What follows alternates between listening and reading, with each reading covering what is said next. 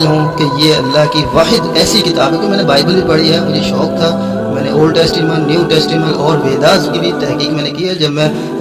میرے پاس گروپس تھے ہندوؤں کے بھی، انٹرنیشنل گروپس جو واٹس ایپ کے تھے اس کے اندر تھے، تو میں ان کو جواب دینے کے لیے، مدلل جواب دینے کے لیے ان گروپ میں رہتا تھا، اور ان سے بات ہوتی تھی تو میں ان کی کتابوں سے حوالے دیتا تھا۔ اور ذاکر نائک صاحب کو بھی سنتا تھا تو وہ بھی حوالے دیتے تھے، تو ان سے بھی ذرا دلچسپی میری بڑی تھی ان کتابوں کو پڑھنے کے لیے۔ تو الحمدللہ میں نے وہ کتابیں بھی پڑھی ہیں اور قرآن بھی پڑھی ہے۔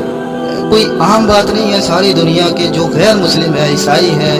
یا دوسرے لوگ ہیں، اور کوئی بھی ایک انسان کھڑا ہو گیا، ہمارا جو بہترین لیڈر ہے مسلمانوں کا ذاکر نائک، وہ علیہ اعلان کہہ رہا ہے کہ یہ قرآن میں سامنے پیش کرتا ہوں، نکال کے دکھاؤ، ساری دنیا کو چیلنج کر رہا ہے کہ اس میں سے غلطی نکال کے دکھاؤ۔ اور میرا بھی یہی دعویٰ ہوتا ہے کہ جب میرے پاس جو گروپس ہیں، جو فیس بک پہ ایتھیسٹ کے گروپ آتے ہیں، ملحد حضرات ملتے ہیں، عیسائی، کرسچن، یہودی اور ہندو مت کے لوگ ملتے ہیں، تو ان سے بھی میرا یہ سوال ہوتا ہے قرآن پہ اعتراض کرو، حدیث